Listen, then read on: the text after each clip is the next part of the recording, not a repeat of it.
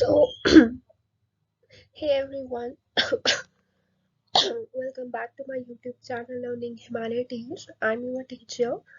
Today we will be going to discuss our class 12th Geography chapter Unit 2, that is World Population, Distribution, Density and Growth. सबसे पहले I'm sorry for not uploading videos these days as I was not feeling well. As I was not feeling well and because of that मैं videos upload नहीं कर पा रही थी and मेरा गला बहुत खराब था and अभी भी है, अभी भी मेरे गले में खराश है but आपको मैंने वेट करवाया लेकिन मैंने आज ये वीडियो बनाया है और हम यूनिट 2 ऑफ ज्योग्राफी जो है वो डिस्कस करेंगे। मेरी आवाज़ थोड़ी सी कम है, थोड़ी धीमी रहेगी but we will try to cover this whole unit in just one video. Guys अगर आप पहली बार मेरे चैनल पे आए हैं तो सब्सक्राइब कीजिए, लाइक कीजिए, कमेंट कीजिए और थोड़ा सपोर्ट और प्यार दिखाइए क्योंकि आपका प्यार ही है जो मुझे मोटिवेट करता है वीडियोस डालने के लिए। एंड देखिए इतनी आप ही जिन्होंने मुझे इतना मोटिवेट किया कि मैं इतना बीमार थी लेकिन फिर भी मैं आपके लिए जस्ट ये वीडियो बना रही हूँ क्योंकि मुझे पता है मेरे स्टूडेंट्स मेरा वेट करते हैं और उनका एग्ज़ाम है, उनके हाफ ईयरलीज है, फिर बोर्ड्स है and they are waiting for these videos. तो इसलिए मैं आपके लिए जो वीडियोस है वो लाती हूँ, तो आप भी show some support and don't forget to subscribe my channel. So now without wasting time, हम इस पूरे चैप्टर में, हम इस पूरे वीडियो में आपका यूनिट 2 जो है world population, distribution, density and growth, मैं आपका पूरा 30 मिनट से भी कम टाइम में जो है कंप्लीट करवा दूंगी, ठीक है। क्योंकि देखिए ज्योग्राफी जो आपका इस साल का है ना, इसके चैप्टर्स ऐसे हैं कि बहुत ही इजी है, बहुत ही सॉफ्ट है, not like unlike the previous class 11 वो बहुत ड्राई था but this is very very smooth going. तो आइए स्टार्ट करते हैं। तो आपके नाम से आपको समझ आ रहा होगा इसमें हम समथिंग रिलेटेड टू पॉपुलेशन पढ़ने वाले हैं, वर्ल्ड पॉपुलेशन को डिस्कस करने वाले हैं, किस तरीके में दुनिया में पॉपुलेशन का डिस्ट्रीब्यूशन है, डेंसिटी है, ग्रोथ है। So let's start.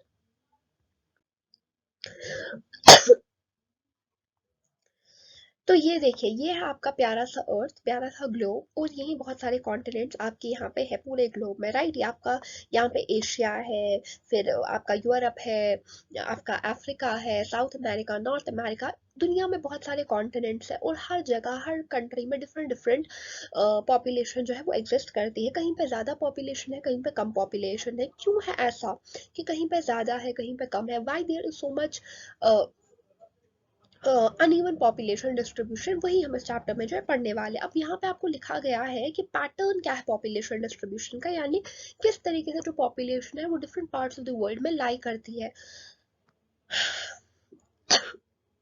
यहाँ पे से आपको बताया है कि जो पॉपुलेशन है वो इवनली डिस्ट्रीब्यूटेड नहीं है, मतलब ऐसा नहीं है कि हर जगह 1 करोड़ लोग रह रहे हैं, हर जगह 2 करोड़ लोग रह रहे हैं, ये अनइवनली डिस्ट्रीब्यूटेड है। 90% जो वर्ल्ड की पॉपुलेशन है, 90% जो वर्ल्ड की पॉपुलेशन है वो लगभग 10% ऑफ इट्स लैंड एरिया में रह रही है। दैट मीन्स दुनिया की 90% पॉपुलेशन जो है वो सिर्फ 10% जमीन पे रह रही है और उसमें से 10 मोस्ट पॉपुलस कंट्रीज जो है दुनिया की वो 60% of the world population contribute कर रही है।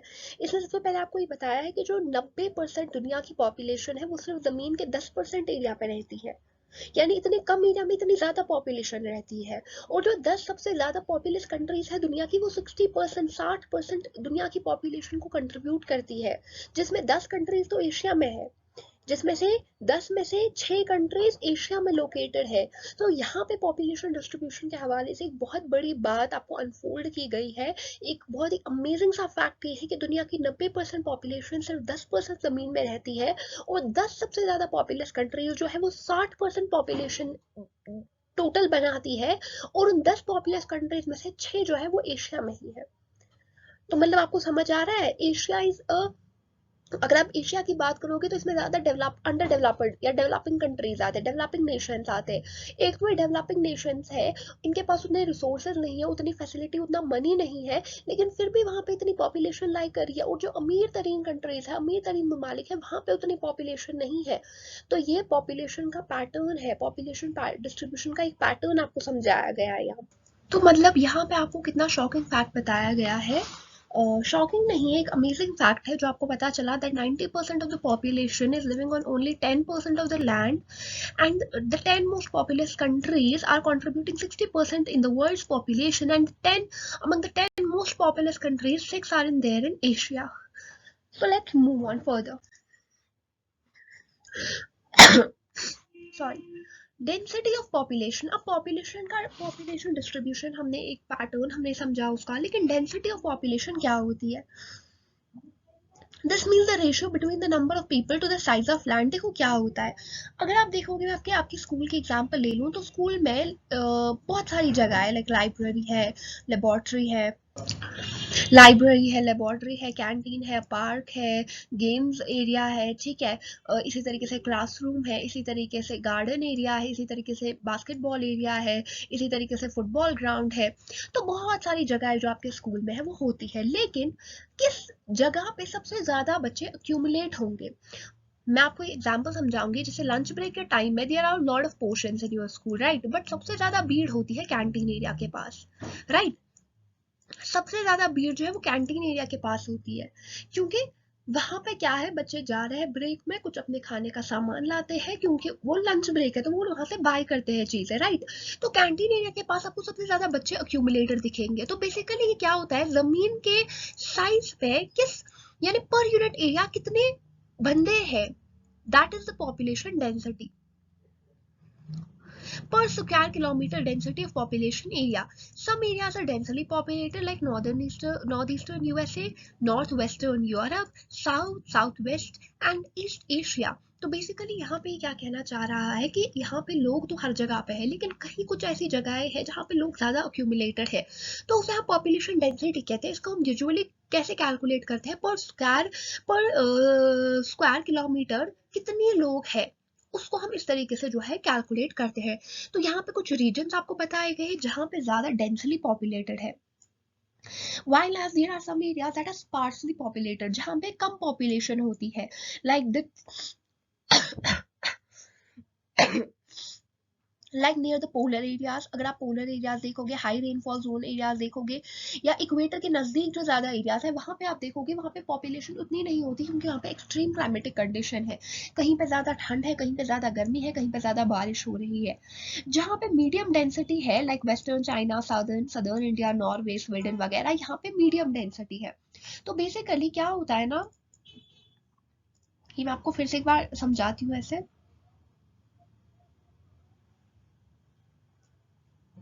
देखो कुछ एरियाज होते हैं जो स्पार्सली पॉपुलेटेड होते हैं, जहाँ पे पॉपुलेशन कम होती है। अगर मैं आपको बता दूं, देर आर, अगर आपकी स्टेट की एग्जांपल ली जाए, there is Jammu Kashmir and Ladakh. तो सबसे ज्यादा पॉपुलेशन कहाँ पे है? सबसे ज्यादा पॉपुलेशन आपको कश्मीर में देखने को मिलेगी, ठीक है, उसके बाद जम्मू में देखने को मिलेगी, और लास्ट में आपको लद्दाख में देखने को मिलेगी, क्योंकि लद्दाख एक हिली एरिया है, एक कोल्ड डेजर्ट है, वहां पे इतनी ठंड होती है, बल्कि वो विंटर्स में बंद हो जाता है, वहां जाने का कोई रास्ता नहीं होता विंटर्स में, क्योंकि वो पूरा स्नो से कवर्ड रहता है। तो लद्दाख में एक्सट्रीम कंडीशन देखने को मिलती है, इसलिए कंपेरेटिवली कश्मीर एंड जम्मू से वहां पे पॉपुलेशन कम होती है।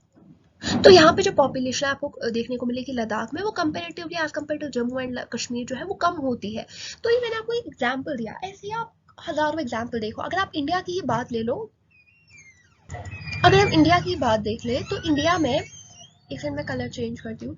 इंडिया में अगर आप देखोगे जो नॉर्दर्न प्लेन्स है, सॉरी, हाँ, जो नदर्न प्लेन्स है वहां पे आपको डेंसली पॉपुलेटेड मिलेंगे। जैसे क्योंकि वहां पे क्या है ना, वहां पे एक अच्छा क्लाइमेट है, वहां पे एक अच्छी वेदर है, तो वहां पे लोग जो है वो ज्यादा डेंसली पॉपुलेटेड जो लोग हैं वो वहां पे रहना पसंद करते हैं, कंपेरेटिवली टू हिमालयाज और एनी अदर एरिया। तो अब हम क्या पढ़ने वाले हैं, अब हम पढ़ने वाले हैं पॉपुलेशन डिस्ट्रीब्यूशन को, कौन से फैक्टर्स है जो इन्फ्लुएंस करते हैं। प्रीवियस में मैंने आपको बताया that there are some which are densely populated, some are sparsely populated, some are mediumly populated, and there are a lot of factors actually working upon it. Now we are going to discuss what are these factors that influence population distribution, क्यों कहीं पे ज्यादा है, कहीं पे कम है, कहीं पे ठीक ठाक है। तो पॉपुलेशन डिस्ट्रीब्यूशन जो है ना, ये इन्फ्लुएंस होता है तीन फैक्टर्स से, वो है geographical factors, economic factors and socio and cultural factors. ये तीन फैक्टर्स है जो अफेक्ट करते हैं पॉपुलेशन के डिस्ट्रीब्यूशन को। कौन कौन से? Geographical factors. अब जोग्राफिकल फैक्टर्स में आप बुक मत खोलो, खुद से सोचो कि जोग्राफिकल फैक्टर्स में क्या आता है। फिजिकल फैक्टर, क्या लोग वहां पे रहना पसंद करेंगे जहाँ पे बर्फ ही बर्फ होती है हमेशा के लिए? नहीं। जैसे अंटार्कटिका में कोई नहीं रहता क्योंकि वो पूरा बर्फ से ढका हुआ है, राइट? इसी तरीके से क्या लोग वहां पे रहना पसंद करेंगे जहाँ पे सिर्फ बारिश होती है? नहीं। क्या लोग ऐसी डेजर्ट्स में रहना पसंद करेंगे? डेजर्ट में भी लोग रहना पसंद नहीं करते। अब ऐसा नहीं है कि डेजर्ट में कोई नहीं रहता। आप बोलोगे मैम अगर डेजर्ट में लोग रहना पसंद नहीं करते लेकिन लोग तो रहते हैं डेजर्ट में भी, राजस्थान में भी लोग रहते हैं, तो कैसे रहते हैं? एग्जैक्टली क्योंकि जब आप डिस्कस करते हो ना ये चीज़ कि भाई पॉपुलेशन का डिस्ट्रीब्यूशन जब आप डिस्कस करते हो तो आपको सिर्फ एक फैक्टर लेकर नहीं चलना है, क्योंकि विद टाइम टेक्नोलॉजी ने बहुत डेवलप किया है। जहाँ पे डेजर्ट होता है आज वहां पे भी पानी आ जाता है through channels, through canals, through reservoirs, dams, ऐसी टेक्नोलॉजी हमने बनाई है। ज्योग्राफिकल फैक्टर्स, तो हम ज्योग्राफिकल फैक्टर्स को देखेंगे कौन कौन से ज्योग्राफिकल फैक्टर्स है जो अफेक्ट करते हैं पॉपुलेशन डिस्ट्रीब्यूशन को। तो सबसे पहले जो है वो है एनवायरमेंटल या नेचुरल फैक्टर्स। यानी सबसे पहले तो आप किस टाइप ऑफ लैंडफॉर्म पे रह रहे हो, क्या आप एक माउंटेनियस एरिया में रह रहे हो, डेजर्ट एरिया में रह रहे हो, कोस्टल एरिया में रह रहे हो, इनलैंड एरिया में रह रहे हो, या फिर आप समुंदर के नज़दीक रह रहे हो, किस टाइप ऑफ लैंड फॉर्म पे आप रह रहे हो वो बहुत मैटर करता है। जो आपके वहाँ लैंड की टोपोग्राफी होगी वो आपके उससे आपकी एक्सेसिबिलिटी, ट्रांसपोर्टेशन, इकोनॉमिक एक्टिविटीज वो सब उस पर डिपेंडेंट होता है। Fertile soil, since India is an agrarian country तो इट्स वेरी इंपॉर्टेंट कि जो लोग हैं वहाँ पे वहीं पर रहना पसंद करते हैं जहाँ पे फर्टिलिटी ऑफ द सॉइल हो, तभी वो वहाँ पे क्रॉप्स का कल्टिवेशन करेंगे एंड उन्हें मार्केट में जाके बेचेंगे और अपना लाइफ जो है उसे मेंटेन कर सकेंगे। देन सूटेबल क्लाइमेट, क्लाइमेट अच्छा होना चाहिए। एक्सट्रीम क्लाइमेट में रहना कोई प्रेफर नहीं करता, या जहाँ पे ज़्यादा बारिश हो, जहाँ पे ज़्यादा सर्दी हो, गर्मी हो, या पानी की अवेलेबिलिटी ना हो। और उन्हें फ्रेश वाटर का सोर्स चाहिए जहाँ पे उनको वाटर मिले, ठीक है, अच्छा पानी मिले, साफ पानी मिले पीने का। ये सारे जो है जोग्राफिकल फैक्टर्स है जो कि पॉपुलेशन डिस्ट्रीब्यूशन को बहुत ही अफेक्ट करते हैं। अब इनमें से कुछ को हम डिस्कस करेंगे। जैसा कि मैंने आपको पहले बताया था लैंड फॉर्म, तो यहाँ पे लैंड फॉर्म इस तरीके से है। Flat plains and gentle slopes are preferred by people. लोग कहाँ पे रहना पसंद करते हैं? जहाँ की टोपोग्राफी जो है वो रगड ना हो, वो बहुत ही प्लेन हो, क्योंकि उसकी वजह से वहाँ की एक्सेसिबिलिटी, ट्रांसपोर्टेशन, जहाँ की ट्रांसपोर्टेशन वगैरह एक्सेसिबिलिटी जो है वो अच्छी खासी रहे, क्योंकि ये जो है ये फेवरेबल होते हैं for the production of crops and to build roads and industries. ठीक है, तो बेसिकली वहाँ पे आप क्रॉप्स का प्रोडक्शन कर सकते हो और बाद में जाके उनको मार्केट तक ले जा सकते हो इजीली, ठीक है, और आप वहाँ पे रोड्स एंड इंडस्ट्रीज को बना सकते हो, सेटअप कर सकते हो। तो land form is a very important geographical factor. Then we come to climate. Climate तो बहुत ही इंपॉर्टेंट है। वो एरिया जहाँ पे लेस सीजनल वेरिएशंस होती है वो लोग ज़्यादा पसंद करते हैं रहना, यानी जहाँ का सीजन जो होता है वो मीडियम मॉडरेट होता है। Then we have soil area which have less fertile loamy soil, have more people living on them as these can support intensive agriculture। अब आप मुझे बताओगे because you live in India और आपने मैप को बार बार discuss किया है तो आपको पता होनी चाहिए कि मैप में कौन सा इंडिया का ऐसा रीजन है जहाँ पे फर्टिलिटी ऑफ सॉइल बहुत अच्छी है और वहाँ पे लोग डेंसली पॉपुलेटेड है। सो इट्स गंगा प्लेन्स वाला area, there is lot of alluvial soil, क्योंकि अगर आप देखोगे जो हिमालयाज के नीचे वाला आपका रीजन आता है नदर्न प्लेन्स, वहाँ से बहुत सारी नदियाँ जो है वो बहती है, ब्रह्मपुत्र, इंदस, गंगा, बहुत सारी नदियाँ वहाँ से जाती है, ठीक है, एंड उनकी ट्रिब्यूटरीज वहां से जाती है जिसकी वजह से वो अपने साथ बहुत ही फर्टाइल काइंड ऑफ सॉइल जो है वो लाते हैं and that is very good for agriculture. Then we have accessibility to water. जो लोग रहना प्रेफर करते हैं जहाँ पर उनको फ्रेश वाटर मिल जाए इजिली, ठीक है, पीने के लिए, कंजप्शन के लिए, क्योंकि सबसे इंपॉर्टेंट फैक्टर ऑफ लाइफ है। क्योंकि अगर आप देखोगे जितनी भी सिविलाइजेशन इन द पास्ट हुए, जो भी एंशिएंट सिविलाइजेशन है, मेसोपोटामियन, इंडस, इजिप्ट सिविलाइजेशन, जो भी सिविलाइजेशन है ये रिवर्स साइड पे ही हुई है, क्योंकि water is a very important part of our life. Coming to economic factors, अब इकोनॉमिक फैक्टर्स को हम डिस्कस करते हैं, ठीक है। वो जगह है जहाँ पे एम्प्लॉयमेंट अपॉर्चुनिटीज मिले, वहीं पर लोग रहना पसंद करते हैं, ठीक है। तो लोग इंडस्ट्रियल रीजन्स में रहना पसंद करते हैं क्योंकि जहाँ पे इंडस्ट्री लगेगी तो वहाँ पे एम्प्लॉयमेंट जनरेट होगा, एम्प्लॉयमेंट जनरेट होगा तो लोगों को काम मिलेगा। तो बेसिकली सेमी स्किल्ड लेबरर जो है वो आते हैं आपके रूरल एरिया से, अर्बन एरियाज में आते हैं इन सर्च ऑफ एम्प्लॉयमेंट, इसलिए आते हैं, इकोनॉमिक फैक्टर है, ठीक है। अगर आप देखोगे जहाँ जहाँ पे इंडस्ट्रीज है इन इंडिया या अर्बन सेंटर्स है वहाँ पे हायर कॉन्सेंट्रेशन ऑफ पॉपुलेशन है, there is a lot of influx of population from rural to urban areas. तो सबसे पहले तो इसमें आप देखोगे इंडस्ट्रियलाइजेशन। इंडस्ट्रियलाइजेशन कितना ही इंपॉर्टेंट है, जहाँ जहाँ पे इंडस्ट्रीज है वो प्रोवाइड करता है जॉब अपॉर्चुनिटीज और अट्रैक्ट करता है लोगों को। Then we have mineral deposits attract industries for mining and industrial activities generate employment. Yeah so then we have mineral deposits. मैंने आपको पहले ही बताया जहाँ पे मिनरल्स होते हैं तो वहाँ पे क्या होती है, इंडस्ट्रीज ऐसी जगह से अट्रैक्ट होती है, वो वहाँ जाती है, वो माइनिंग करती है, और जब वो माइनिंग करेंगे तो वहाँ पे अपनी इंडस्ट्री को सेटअप करेंगे, इंडस्ट्री सेटअप करेंगे तो एम्प्लॉयमेंट अपॉर्चुनिटी जनरेट होती, क्योंकि माइनिंग के लिए कितने लोग चाहिए होते जो मतलब माइनिंग करें, तो वहाँ पे अपॉर्चुनिटी मिलती है लोगों को, एंड लोग ऐसी जगह पर रहना भी जो है वो प्रेफर करते हैं जहाँ पे मिनरल डिपॉजिट्स होते हैं। पहला हमने देखा इंडस्ट्रियल जहाँ पे होती है, दूसरा हमने देखा जहाँ पे मिनरल डिपॉजिट्स होते हैं। Then third is urbanisation. Urbanisation लोग क्यों जाते हैं, मतलब अर्बन एरियाज में जाते हैं। फॉर एग्जाम्पल आप देखोगे, अगर आप अपने जम्मू एंड कश्मीर में देखो, तो लोग जो है आते हैं दूसरे डिस्ट्रिक्ट से, श्रीनगर में आते हैं, क्योंकि यहाँ पे हर चीज उनको अवेलेबल मिलती है, यहाँ पे अच्छा इंटरनेट है, यहाँ पे लाइब्रेरी है, हॉस्पिटल है, एवरीथिंग इज देयर, राइट। तो यहाँ वो बेसिक सिविल एम्यूनिटीज के लिए आते हैं, और वो इसलिए आते हैं क्योंकि यहाँ पे उनको सब कुछ अच्छा मिलता है, ठीक है, हर चीज उनको जल्दी मिलेगी, और अपनी लाइफ को अच्छे से वो गुजार सके, उनको बेटर स्टैंडर्ड ऑफ लिविंग मिले, इसलिए लोग आते हैं। एंड इट्स नॉट ओनली है, हम कश्मीर में जो रहते हैं लोगों के यहाँ से लोग जाते हैं, राइट, वो दुबई जाते हैं। दुबई क्यों जाते हैं, क्योंकि दुबई में वो जाते हैं इकोनॉमिक एक्टिविटीज की वजह से, वो वहाँ पे उनको वो जाते हैं, वहाँ पे अच्छा कमाते हैं, वहाँ पे कुछ पैसे जमा करते हैं, बाद में यहाँ आते हैं, यहाँ पे अपना बिजनेस करते हैं। तो ये रीजन है कि क्यों जो है लोग, इकोनॉमिक फैक्टर्स किस तरीके से लोगों को जो है उनका अटेंशन ड्रॉ करती है। There are so many people living in Kashmir who जो दुबई जाते हैं काम करने के लिए, दिल्ली जाते हैं काम करने के लिए। दिल्ली तो यहाँ पे है ना, क्योंकि दिल्ली भी हमसे काफी फॉरवर्ड है, वहाँ पे कितनी इंडस्ट्रीज है। बैंगलोर जाते हैं, हाउ मेनी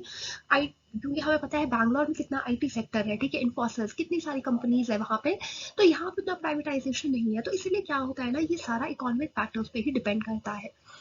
तो मैं अभी तक हमने सबसे पहले ज्योग्राफिकल फैक्टर्स देखे, फिर हमने इकोनॉमिक फैक्टर्स देखे, अब हम देखने वाले हैं सोशियो कल्चरल फैक्टर्स। तो सोशियो कल्चरल फैक्टर्स क्या है, मैं आपको इसका एक बेसिक एग्जांपल दूंगी। 1957 का जब पार्टीशन हुआ था, 1947 का, इंडिया एंड पाकिस्तान बना था, राइट। तो क्या हुआ था, there were so many people, there were so many Hindus in Pakistan, बहुत सारे हिंदू जो पाकिस्तान में रहते थे वो पाकिस्तान छोड़कर इंडिया आए। क्यों आए, क्योंकि वो चाहते थे वो अपने फेथ के लोगों के साथ रहे, क्योंकि ये पार्टीशन ही रिलीजन पे हुआ था ना। इंडिया में बहुत सारे मुस्लिम्स थे, वो चले गए पाकिस्तान, लाहौर, कराची रहने, क्योंकि उन्हें लगा वो जो है उनका, वो सेफ रहेंगे, वो सिक्योर रहेंगे अपने रिलीजन, अपने फेथ के लोगों के साथ, अपनी कम्युनिटी के लोगों के साथ। उन्हें लगा कि हम उन्हीं के साथ बेटर रह सकते हैं। तो इसी तरीके से सोशो कल्चरल फैक्टर्स, लोग हमेशा वहां पे रहना प्रेफर करते हैं, same ethnicity, same history, same culture वगैरह में रहना ही सिक्योर करते हैं। अगर आप देखोगे देयर आर सो मेनी, अगर आप देखो, अगर आप दिल्ली जाओगे, दिल्ली में भी आप देखोगे that there are Muslim majority areas and there are Hindu majority areas, वो अलग अलग रहते हैं। मुस्लिम मेजोरिटी एरियाज में सिर्फ मुस्लिम रहते हैं, और हिंदू मेजोरिटी एरियाज में सिर्फ हिंदूज रहते हैं, क्योंकि वो खुद को वैसे ही सिक्योर फील करते हैं, राइट, अपने कॉमन फेथ के लोगों के साथ रहना जो है वो प्रेफर करते हैं, ठीक है। अब मैंने आपको बताया जहाँ पे रिलीजियस इंपॉर्टेंस होती है, हम में से हम मुसलमान है, तो कितने सारे मुसलमान हर साल जो है हज जाते हैं, पिलग्रिम करने, मक्का जाते हैं, मदीना रहने जाते हैं, क्योंकि वो चाहते हैं वो खाने काबा के करीब रहे, राइट, वो वहाँ जाए, वहाँ का दीदार करे, राइट। और इसी तरीके से अगर मैं कॉमन लोकल लेवल की एग्जांपल दे दूं, तो कश्मीर में मैं आपको बता देती हूँ, अमरनाथ यात्रा होती है, राइट, अमरनाथ यात्रा होती है हिंदूज की, और हिंदूज आते हैं हर साल, कितने लोग आते हैं जो ये पिलग्रिमेज अमरनाथ करने आते हैं, ठीक है, क्योंकि वो चाहते हैं वो क्लोज रहे। And this is cultural and social factors. Then हम देखते हैं पॉपुलेशन ग्रोथ। अभी तक हमने बहुत सारे कॉन्सेप्ट्स को पढ़ा, हमने पॉपुलेशन डेंसिटी पढ़ा, हमने पढ़ी different factors that influence population distribution. अब हम पॉपुलेशन ग्रोथ पढ़ने वाले हैं। This refers to the change in number of inhabitants of a territory during a specific period of time. When change in population is expressed in percentage, it's called a population growth rate of population. अब देखो population growth क्या है, ये हमें बताता है change in number of inhabitants, कितने number of inhabitants, यानी अगर कश्मीर में इस साल मान लो 1 लाख लोग रह रहे हैं, ठीक है, अगले साल यहाँ पे 1 करोड़ लोग रहने लगेंगे, ठीक है। तो यहाँ पे जो एक चेंज आया फ्रॉम 1 लाख टू 1 करोड़, ये चेंज यहाँ पे क्यों आया, एक स्पेसिफिक पीरियड ऑफ टाइम में, जब आप दो मतलब मान लो हम 2000 से लेकर 2001 एंड 2001 से लेकर 2002, यानी इन दो स्पेसिफिक पीरियड ऑफ टाइम में हम पॉपुलेशन को कंपेयर करेंगे, तो उसको आप पॉपुलेशन ग्रोथ कहते हो। When population is measured during a specific period of time, जैसे हमने देखा सेंसस ऑफ 2011 टू 2012, उस टाइम में कितने लोग यहाँ पे रहते थे।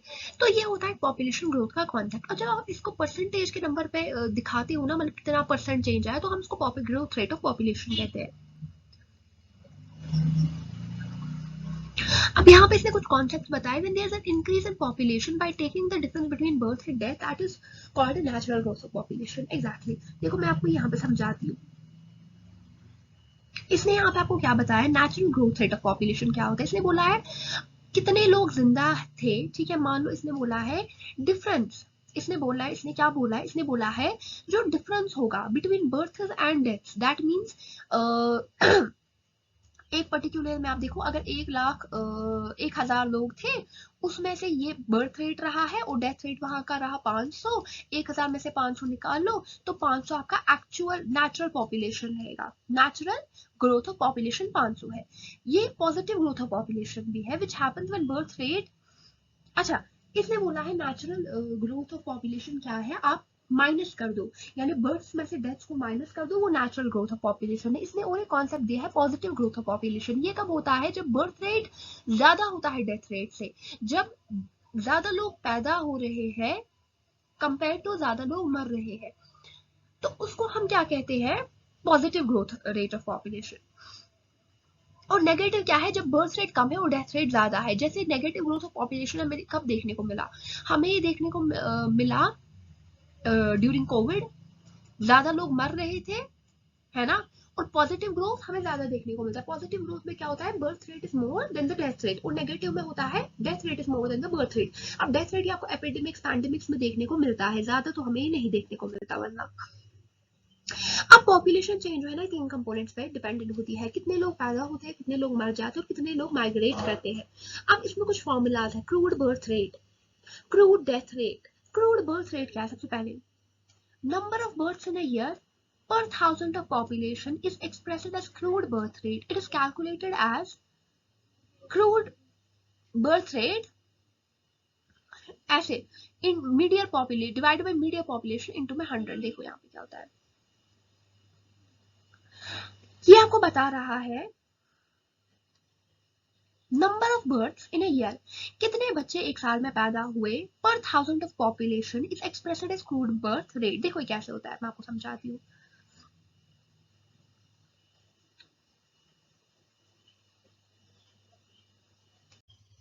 तो अब हम देखते हैं क्रूड बर्थ रेट। मैंने ये आपके लिए स्लाइड बनाया आपको समझाने के लिए अच्छे से कि क्रूड बर्थ रेट क्या होता है। मान लो क्या होता है, नहीं कहते नंबर ऑफ लाइफ बर्थ, यानी कितने लाइफ बर्थ हुए, यानी कितने बच्चे पैदा हुए एंड उन्होंने सर्वाइव किया, यानी वो मर नहीं गए। नंबर ऑफ लाइफ बर्थ मतलब मरे हुए बच्चे पैदा नहीं हुए, जिंदा बच्चे पैदा हुए एंड दे सर्वाइव, ठीक है।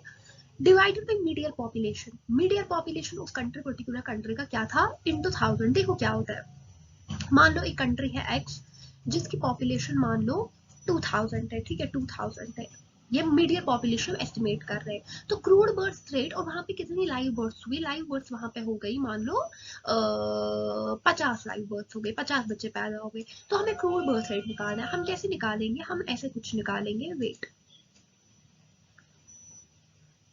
इससे मैं दिखाती हूँ आपको।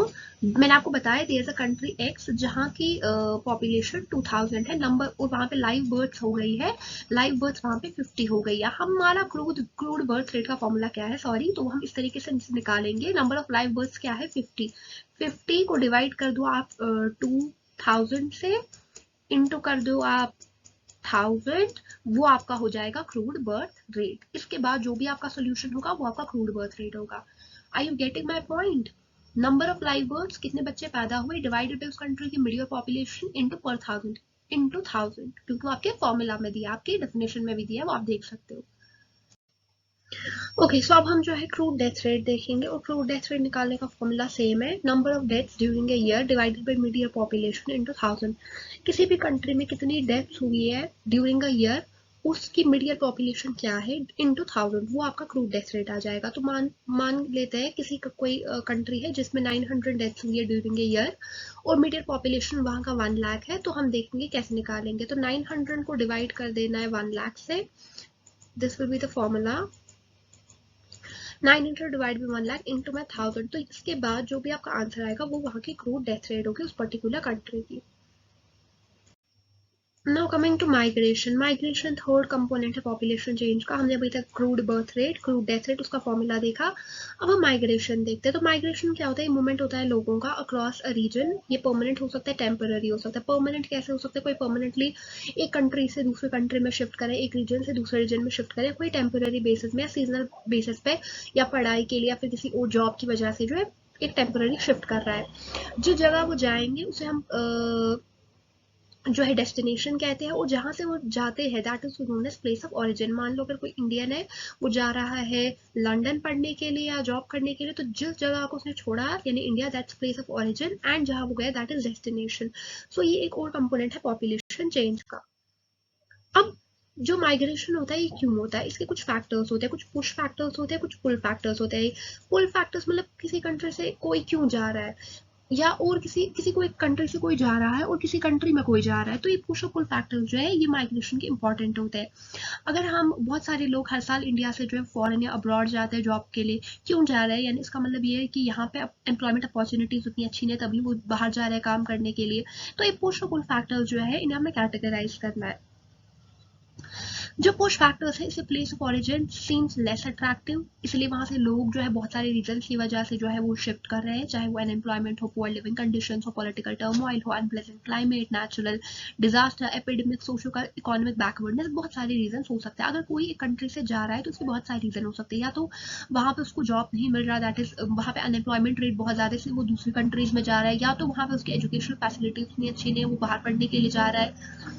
या तो वहाँ वो बहुत ही ज़्यादा सोशियो इकोनॉमिक बैकवर्डनेस है, या तो वहाँ पे कोई पॉलिटिकल टर्मोइल है, कोई पॉलिटिकल इंस्टेबिलिटी है जिसकी वजह से वो जा रहा है, या तो वहाँ पे एपिडेमिक या पैंडेमिक फैल गया है, एपिडेमिक फैल गए जिसकी वजह से वो जा रहे हैं, या वहाँ का क्लाइमेट ही अनप्लेजेंट है, यानी उतना अच्छा क्लाइमेट नहीं है, या फिर टेक्नोलॉजिकल एडवांसमेंट उतना ज़्यादा नहीं है, वो प्लेस ऑफ ऑरिजिन को छोड़ के जो है वो जा रहा है।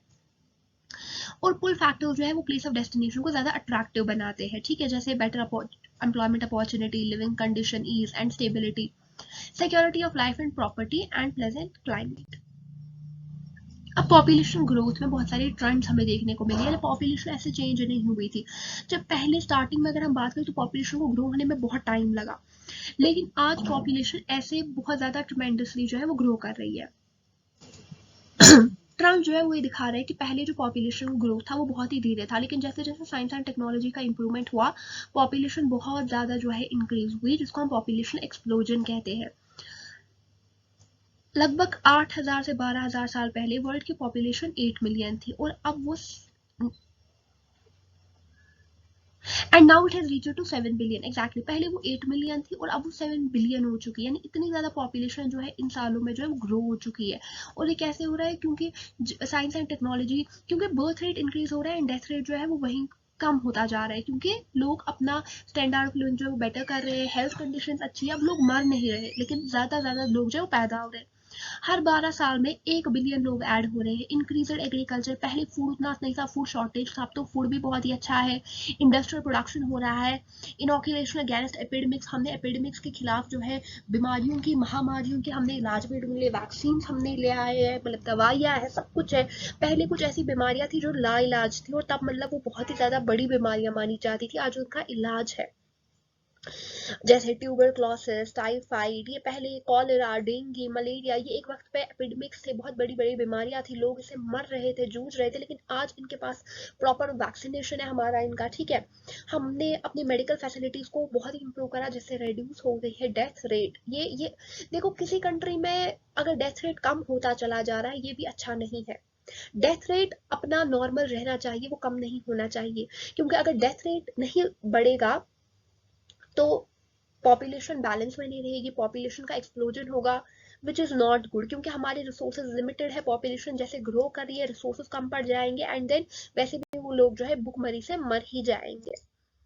Doubling time of world population, developer countries जो है उन्हें ज्यादा वक्त लगता है अपनी पॉपुलेशन ग्रो करने में कंपेयर टू डेवलपिंग कंट्रीज। अब ऐसा क्यों है? इसके पीछे एक बहुत ही बड़ा रीजन है जो हम समझेंगे। इंडिया जैसी डेवलपिंग कंट्रीज है, यहाँ पे अगर आप जाओगे स्लम एरियाज में, वहाँ पे एक फैमिली में आप देखोगे 6 बच्चे होते हैं, आधों के 7 बच्चे होते हैं, 8 बच्चे होते हैं, 9 बच्चे होते हैं। ये क्यों होते हैं? क्योंकि उनको फैमिली प्लानिंग का कोई कॉन्सेप्ट नहीं है कि फैमिली को किस तरीके से प्लान करना चाहिए। पॉपुलेशन बढ़ रहा है और वो इतने बच्चे क्यों मतलब पैदा हो रहे हैं उनके यहाँ, क्योंकि उन्हें उनको काम करने के लिए चाहिए। ज्यादा बच्चे होंगे तो हर बच्चा जाएगा काम करेगा कुछ कमा कर लाएगा और वो सस्टेन कर पाएंगे, इसलिए उनके लिए उनको क्या लगता है ज्यादा बच्चे होंगे तो हमारा फायदा है। इसलिए अगर आप देखोगे डेवलपिंग नेशन में जो पॉपुलेशन है वो ज्यादा ट्रमेंडसली ग्रो कर रही है, लेकिन डेवलपर नेशन में नहीं। डेवलपर नेशन में फैमिली अवेयरनेस बहुत अच्छी है, फैमिली प्लानिंग बहुत अच्छी है। एक फैमिली में सिर्फ 2 बच्चे होंगे, ठीक है, लेकिन दोनों अच्छे से पढ़ेंगे, अच्छे स्कूल में पढ़ेंगे, अच्छा खाएंगे पिएंगे कमाएंगे, राइट। बट यहाँ पे अगर आप इंडिया जैसी कंट्रीज में देखो, यहाँ पे पॉपुलेशन यहाँ पे 4-4 5-5 बच्चे होते हैं, 10-10 बच्चे होते हैं। क्यों होते हैं? क्योंकि उनकी फैमिलीज को लगता है जितने बच्चे होंगे, जितने मेरे बच्चे होंगे वो जाएंगे, आधे भीख मांगेंगे, आधे कुछ करेंगे या माइनिंग करेंगे, कुछ करेंगे, कोई ना कोई काम करेंगे और कमा के लाएंगे, एंड उस तरीके से एटलीस्ट हम खा तो पाएंगे। अगर 2 ही बच्चे होंगे तो वो क्या करेंगे? तो ये भी एक रीजन है कि डेवलपिंग नेशन में पॉपुलेशन ऐसे इतना जल्दी जो है वो ग्रो कर रहा है। अब आपने देखा होगा बहुत सारी controls, family awareness, family planning programmes खोलती है, जिसमें वो फैमिली प्लानिंग का एक आपको आइडिया देती है कि आप किस तरीके से हमें एक फैमिली को है जो प्लान करना चाहिए, राइट। चाइना ने, आपने देखा होगा, चाइना ने 1 चाइल्ड पॉलिसी को अडॉप्ट करा था, जिसमें उसने कहा था कि एक मैरिड कपल का सिर्फ एक ही बच्चा हो सकता है, एक से ज्यादा नहीं हो सकता। ये 1 चाइल्ड पॉलिसी उन्होंने अडॉप्ट करी थी, जो उन्होंने रिसेंटली है बैन रिसेंटली उन्होंने लिफ्ट कर दी, क्योंकि अब वहाँ की पॉपुलेशन थोड़ी कंट्रोल हो गई। लेकिन इंडिया की तो आउट ऑफ कंट्रोल हो गई, इंडिया ने चाइना को भी ओवरटेक कर दिया। अगर यूं ही चलता रहा तो पॉपुलेशन अगर इतनी ग्रो करती रही तो फिर रिसोर्सेज कम पड़ जाएंगे, रिसोर्सेज कम पड़ जाएंगे तो फिर लोग तो भुखमरी से मर जाएंगे। और इतने ज्यादा जहाँ पे मतलब आपने कभी अगर देखा होगा धारावी स्लम्स है इंडिया में, वहां पे अगर आप कभी जाओगे, वहां पे एक स्लम एरिया में कितने लोग रहते हैं, वहां पे एक ही, वहाँ पे कोई प्रॉपर सैनिटेशन नहीं है, हेल्थ फैसिलिटी है, उनको कुछ भी नहीं पता होता है। तो वहाँ पे ऐसी कंडीशंस में बीमारियां ज्यादा फैली जा सकती है, ठीक है, बीमारियां ज्यादा फैल सकती है। और वहां से मतलब क्या होता है, उनको कोई नॉलेज नहीं है सैनिटेशन का, हेल्थ फैसिलिटीज का। तो इससे क्या होगा, वहां से रिसोर्सेज भी नहीं है। तो ये बहुत सारी प्रॉब्लम्स है, ये एक बहुत ही वास्ट टॉपिक है जिसको आप देख सकते हो। Oman, Saudi Arabia, Somalia, Liberia, Yemen, इनमें हाई पॉपुलेशन ग्रोथ रेट्स है, while Latvia, Estonia, Russia, Germany वगैरह में लो ग्रोथ रेट्स। अब देखो डेवलप्ड नेशन वहां भी अच्छा ही कर रहे हैं, और डेवलपिंग नेशन में तो कोई कॉन्सेप्ट ही नहीं है। अब हम देखते हैं इम्पैक्ट ऑफ पॉपुलेशन चेंज। अब पॉपुलेशन चेंज का बहुत इम्पैक्ट हो रहा है और होगा, अभी तो और भी ज्यादा होगा, अभी तो हुआ ही नहीं है। हाई इंक्रीज इन पॉपुलेशन से हमें problems like depletion of natural resources, unemployment, scarcity. अगर आप देखोगे हमारे पास हमारी natural resources, coal, petroleum, natural gas, कुछ नहीं बचेगा आने वाले फ्यूचर के लिए, ठीक है। डिप्लीशन हो रहा है इनका, ठीक है, अनएम्प्लॉयमेंट बहुत ज्यादा बढ़ गई है, जॉब्स कहाँ से लाएंगे, जॉब्स इतनी कहाँ से आएगी, स्केरिसिटी हो रही है हर चीज की। Decline in population indicate that resource are insufficient to maintain a population. अब डेमोग्राफिक ट्रांजिशन थ्योरी देखते हैं। ये थ्योरी जो है स्टडी करती है change in the population of a region as it moves from high birth and death to low births and low deaths. This happens when a society progresses from rural, agrarian, and illiterate to urban, industrial, and illiterate. There are 3 stages modern of demographic transition theory. ये कहता है, ये theory जो है इसका मतलब होता है जब लो बर्थ, हाई डेथ से लो बर्थ, लो डेथ आती है, ये डेमोग्राफिक ट्रांजिशन थ्योरी उसको पढ़ती है। और ये कब होगा? जब एक सोसाइटी प्रोग्रेस करेगी, जब एक सोसाइटी रूरल, एग्रेरियन और इलिटरेट से अर्बन, इंडस्ट्रियल और लिटरेट की तरफ जाएगी। अब इसमें 3 स्टेजेस है। फर्स्ट स्टेज क्या है? ये stage marked by high fertility, high mortality rate, because people reproduce more to compensate for their deaths due to epidemics and food supply. Okay, तो ये बता रहा है यहाँ पे हाई फर्टिलिटी यानी हाई बर्थ रेट और हाई डेथ रेट था। इस स्टेज में लोगों के जो है ज्यादा बच्चे पैदा कर रहे थे, more to compensate for the deaths due to epidemics and variable food supply. Basically ये क्या कहना चाह रहे हैं यहाँ पे कि हाई बर्थ रेट था, हाई डेथ रेट था, यानी जितने ज्यादा बच्चे पैदा होते थे, लेकिन ज्यादा बच्चे मर भी जाते थे ड्यू टू एपिडेमिक्स। लेकिन ज्यादा बच्चे पैदा हो रहे थे तो उससे वो कमा के ला रहे थे और फूड सप्लाई भी एडिक्वेट रह रहा था। लोग पुअर थे, ठीक है, गरीब थे, इलिटरेट थे और ज्यादातर एंगेज थे एग्रीकल्चर में। लाइफ एक्सपेक्टेंसी लो थी, लोग ज्यादा देर तक जिंदा नहीं रह पाते थे और पॉपुलेशन ग्रोथ भी स्लो था। देन आया second stage, level of technology increase हुआ, other facilities like medical, health, sanitation improve हुआ, due to which death rate reduces, जिसकी वजह से डेथ्स कम हुई। लेकिन फर्टिलिटी रेट और बर्थ रेट हाई रही, due to which there is huge rise in population expand कर रहा है rapidly and there is a wide gap between birth and death rate. फिर ये कहता है इस स्टेज में क्या हुआ, टेक्नोलॉजी इंक्रीज हुई तो डेथ रेट कम हुआ, बर्थ रेट ज्यादा रहा। फिर थर्ड स्टेज, बर्थ और डेथ रेट जो है both reduce and the population moves towards stability, और पॉपुलेशन बर्थ डेथ दोनों कम हो गए और पॉपुलेशन स्टेबिलिटी की तरफ गए, लोग पढ़े लिखे रहे, urbanise, control the size of family, उन्हें समझ आया फैमिली को किस तरीके से प्लान करना है, ये good judicious use of technology भी हो रहा है। तो ये डेमोग्राफिक ट्रांजिशन थ्योरी जिसमें उसने 3 स्टेजेस के बारे में बताया है। पहले हाई फर्टिलिटी था और हाई डेथ रेट भी था। सेकेंड स्टेज में हाई फर्टिलिटी था बट लो डेथ रेट था due to improvement in the technology and medical and all that. Third में उसने बताया बर्थ और डेथ रेट दोनों कम है जो हमें लीडिंग टू स्टेबिलिटी कर रहा है। अब population control measures, family planning, spacing and preventing the birth of children. Thomas Malthus theory states that the number of people would grow faster than the food supply, thus leading to a famine, disease and war। तो यहाँ पे क्या कहा गया है, family planning के बारे में कहा है कि किस तरीके से हमें फैमिली को प्लान करना है, एक कपल कितने चिल्ड्रन, कितने बच्चे उसको रखने चाहिए। ये फैमिली प्लानिंग एक बहुत ही इंपॉर्टेंट चीज़ है जिसके बारे में हमें अवेयरनेस को क्रिएट करना चाहिए। कि यहाँ पे से थॉमस मैल्थस की थ्योरी दी है जिसमें उसने कहा है आगे आने वाले समय में लोग जो है वो ज्यादा तेजी से बढ़ेंगे देन फूड सप्लाई, जिसकी वजह से फेमाइन आएगी, भुखमरी आएगी, डिजीजेस फैलेंगी और जंग होगी खाने के ऊपर, यानी मतलब जंग तो होगी ना जब कन्फ्लिक्ट आएगा। तो ये बहुत ही एसेंशियल है हमारे लिए पॉपुलेशन को कंट्रोल करना। This is undertaken through measures like awareness for family planning, free availability of contraceptives, tax disincentives and active propaganda. तो ये यहाँ पे क्या बता रहा है कि फैमिली प्लानिंग को किस तरीके से इम्प्लीमेंट करना जाएगी, हम इसके बारे में अवेयरनेस गवर्नमेंट को लानी चाहिए, ठीक है। और जो भी कॉन्ट्रासेप्टिव्स हैं उनको हमें फ्री अवेलेबल करना चाहिए, ठीक है। और टैक्स डिसइंसेंटिव्स एंड एक्टिव प्रोपागेंडा, और हमें इसके खिलाफ मतलब एक्टिवली लोगों में एजुकेशन देनी चाहिए। इंस्टेड के हम मतलब इसके बारे में बहुत ही फैमिली प्लानिंग या ऐसे इश्यूज के बारे में लोग बात नहीं करते, उससे टैबूज ऑफ द सोसाइटी मानते, तो हमें ये सब हटा के लोगों को उसके बारे में अवेयर करना चाहिए। So now please subscribe to my channel, like my channel, share my channel, uh, and thanks for watching, keep supporting guys। इसी तरीके का अमेजिंग कंटेंट आपको यहाँ पे मिलेगा एंड मैं पूरी कोशिश करूँगी कि चाहे कुछ भी हो मैं आपके वीडियोस अपलोड करूँ, क्योंकि मुझे पता है आपके एग्जाम्स आ रहे हैं एंड इट्स नॉट ओनली कि आपके एग्जाम्स आ रहे हैं, मेरी भी अपनी पढ़ाई है and I know how important it is.